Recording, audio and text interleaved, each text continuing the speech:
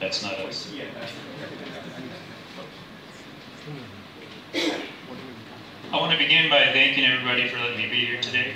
A week ago, I actually had no idea who NPNOG was. I came out here to Nepal to work with Nepal Wireless, a couple of people with NREN to help bring TV whitespace technology to this country.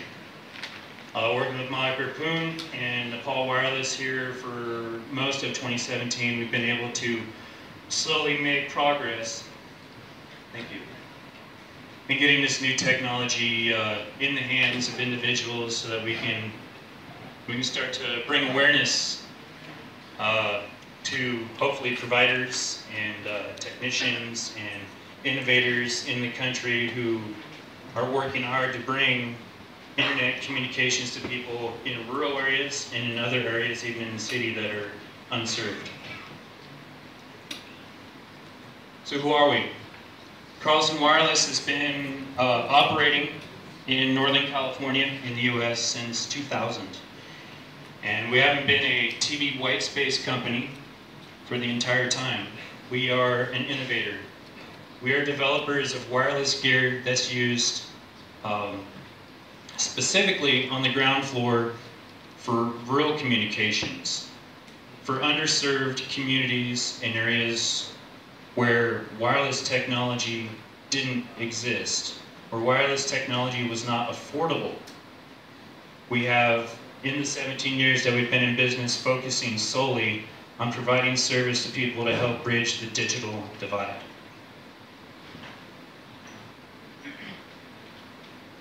So what is TV whitespace? Anybody? Nobody. Surya, where you at? TV whitespace is a new technology. I'm going to explain it briefly because I don't have a lot of time. It's not some wild new technology that involves a lot of components that nobody's ever heard of. TV whitespace at its simplest level is simply the use of television spectrum to deliver internet service to people using non-line of sight service. So that means in rural areas and in urban areas where traditional microwave technologies cannot provide wireless service, TV whitespace can. TV whitespace uses VHF and UHF television channels in order to provide those services. UHF and VHF spectrum has been used for a long time, ever since we started watching TV. The problem we have with traditional wireless technologies, much as I just mentioned, is that it will not work in situations where there's no line of sight. Wi-Fi, WiMAX, LTE, a lot of different services that are used by mobile carriers are microwave spectrum. Unless you have a really tall tower and a license from your government and are putting out a lot of power and using a lot of electricity, you cannot deliver service to people who have no line of sight. And even with all that expensive equipment and all the regulatory authority, you still can't deliver service feasibly to rural areas where there is just no economics to support the infrastructure. There's a number of spectrum impairments in those technologies that are used traditionally in microwave. This graph here shows a few different aspects of the spectrum, from way down at the bottom all the way up to 5 gigahertz, which is the upper bands that are used for Wi-Fi. And you can see there's a number of different aspects of wireless that that provide impairments, and also are aspects of services that can be improved. You can see, for example, bandwidth. There's a large amount of bandwidth available at the lower end of the spectrum, but we're not going to extend internet service on FM. Also, rain fade. You have cosmic noise. You have foliage absorption. I want to talk about that a little bit. Foliage. That's a big problem in Nepal. I've been out here for a week now, and I've had an opportunity to travel around a little bit. And we've been able to run some studies, some field tests. Went out to, not going to try to pronounce the name, went out to a village that was 3 hours north of here. The village had been relatively destroyed in a lot of parts of it by the 2015 earthquake. And there's just no infrastructure out there. There is a tower that was installed at the top of a hill with my good friends Niraj and Surya and a couple of other folks. We walked up this really tall, really steep hill at the top of this village, and I was told that they carried the entire tower in pieces up this hill. And that's the only form of wireless communications that's distributed around there. Currently it's using microwave technology. So there are services that are provided to schools in the area there that have line of sight. The reason that we're looking at TV Whitespace is to provide service to those schools and other medical facilities that are in the area that don't have line of sight. And even with that limited amount of infrastructure that is a huge improvement upon what was there before, there's trees everywhere, foliage everywhere. There's hills that we can skim with microwave technology in order to provide some service to people there. But there's hundreds of people right behind those trees that can't get any services at all. TV Whitespace gives us the advantage that we need in order to accomplish that. Milestones. Carlson Wireless first started considering this new technology of TV Whitespace in 2009, a little bit before we talk about here. There's actually supposed to be a big arrow right here. Starting in 2012 and going up to today.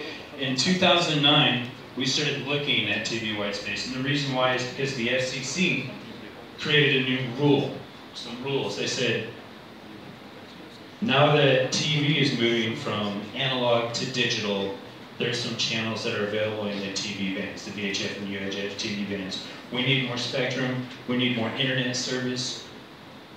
Let's take a look at this. Let's get some database providers, let's get some manufacturers on board, chipset manufacturers, large companies that can start focusing on getting new technology that can use these TV channels in order to start providing service to people in rural regions. So, in 2011, we started working with a company down in Florida to release what was basically an experimental technology at the time, the first generation of our rural connectivity Whitespace gear. And it was used in a couple of areas around the country, some really good applications in the state of Alaska, for example. And it provided some really good test beds to allow us to understand that TV Whitespace was extremely valuable and had a lot of room for improvement, but also had some huge opportunities that were being brought forth. Our second generation of gear was released initially to beta testers at the end of 2012, and we actually got approved by the FCC and started selling our gear commercially in 2013. And we sold thousands of units across the United States, many units all across Central America. We got some in Brazil and other areas of South America, all over Africa, parts of Europe. And there is actually a number of those units that are nearby here. There are some right here in Kathmandu. We have Microsoft, India, that's doing some trials down there. Very difficult place to work. And they're able to start bringing TV Whitespace into their areas. So it's coming. All the way down at the end of this timeline, you'll see that we are working on a third generation of gear. We're currently phasing out a second generation of gear, and the next gear is going to use new technology based on an IEEE 802.11 AF standard that allows wireless service using these TV frequencies to deliver internet speeds up to, on an 8 MHz channel, exceeding 20 megabits per second and even doubling, tripling, quadrupling, or getting those speeds up to 16 times faster than that as new chipsets and new hardware become available in the near future. I don't have any more time to talk about this, but there is a number of factors that do need to be considered for TV white space. There's walls, there's buildings.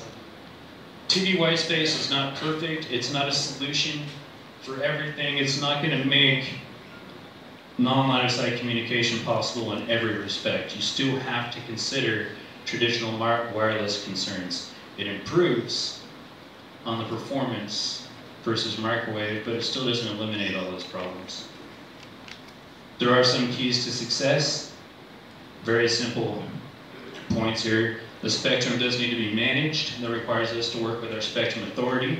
That can be difficult here in Nepal, but there is some people that are working together to try to accomplish that. Installation locations, it's all about planning, alignment. There's amplifiers that can be used in rural regions in order to provide the power that's needed. Carlson Wireless is here to do that.